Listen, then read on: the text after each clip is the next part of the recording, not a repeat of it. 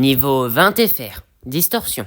Difficulté survie, classe 4. Non sûr, non sécurisé. Faible nombre d'entités. Le niveau 20 FR prend la forme d'un réseau de pièces interconnectées sans logique et de façon chaotique.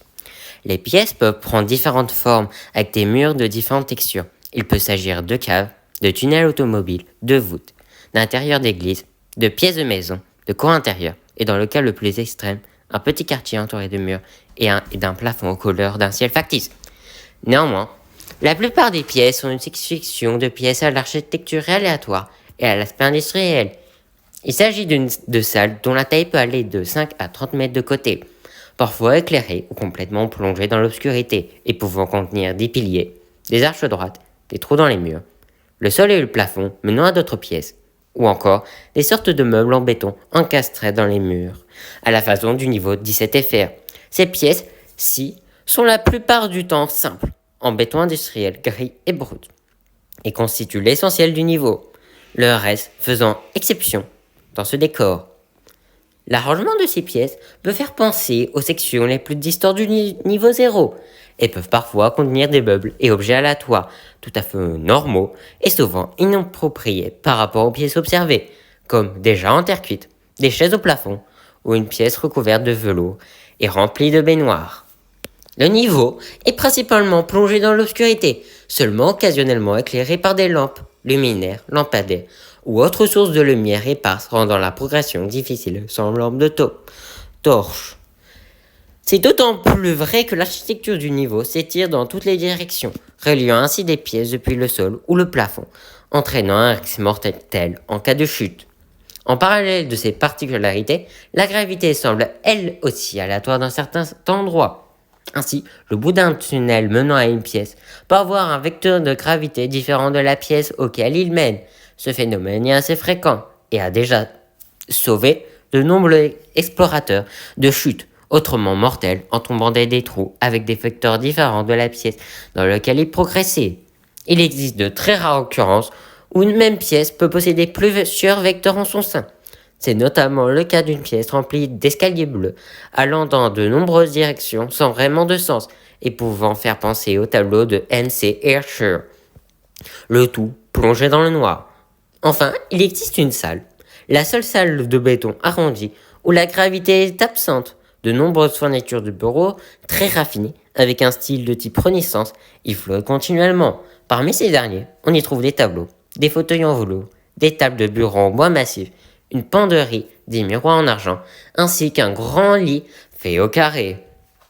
Cependant, cette gravité est également un facteur de risque à toujours prendre en compte, car certains vecteurs peuvent augmenter l'attraction gravitationnelle au point, dans de certains cas, de devenir insoutenable pour un être humain.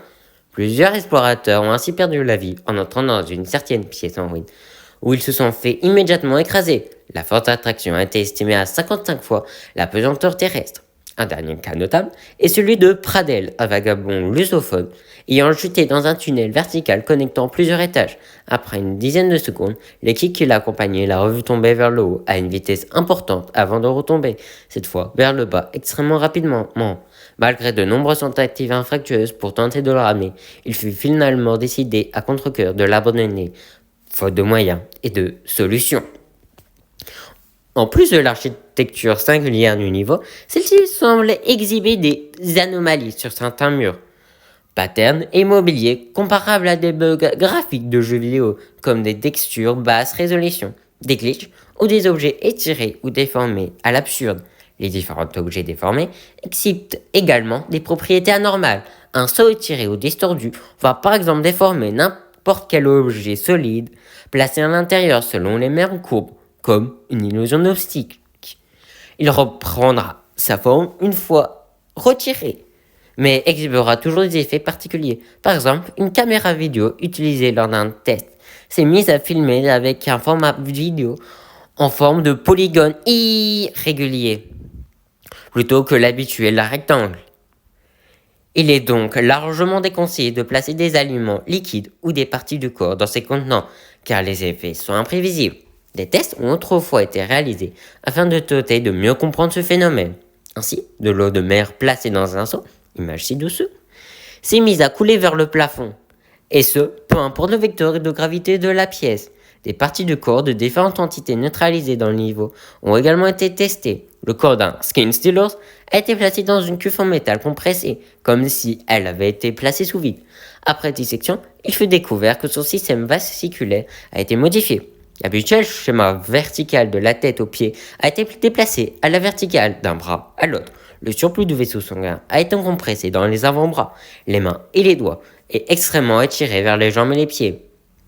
Les distorsions peuvent également se propager par contact. Dans de très rares cas, c'est notamment le cas de l'agent T-Frost de l'équipe Thanatos, qui, après une opération de sécurisation avec son équipe, s'est adossé à un mur vert au motif glitché. Immédiatement après, son corps s'est étiré violemment jusqu'au point de rupture, le tout ayant fusionné avec le dit mur. C'est à la suite de cet incident que le niveau a été décrété inhospitalier et condamné.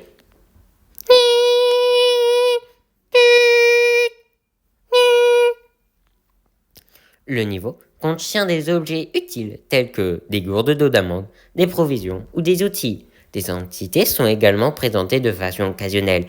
On y croise plus particulièrement des smilers dans les coins les plus sombres du niveau. Des clubs et des skin sealers, ainsi que des bras, sont également présents en petits groupes assez rares. Les ressources ne doivent pas être utilisées car elles subissent pour la plupart les anomalies du niveau. De l'eau d'amande, contenue dans une gourde déformée en cube, a été consommée par un explorateur, ce qui a résulté en son décès. Car l'eau dans son estomac a repris une forme cubique, provoquant sa rupture. Ce phénomène s'applique également à certaines entités, plus particulièrement les clubs, qui possèdent des membres anormalement longs par rapport à l'habituel, ou des skin sealers qui apparaissent être en basse résolution, y compris lorsqu'ils sont camouflés, ce qui est particulièrement déroutant. Ils tombent toujours seuls. Le niveau est accessible depuis le niveau 12 FR, en ouvrant l'une des portes des étages du cinéma, et sert à la fois d'entrée et de sortie au niveau. Toutefois, les propriétés du lieu n'en font pas un endroit propice à l'exploration, surtout pour les novices, à cause de sa dangerosité et de son manque d'intérêt pratique pour la survie au sein des backrooms.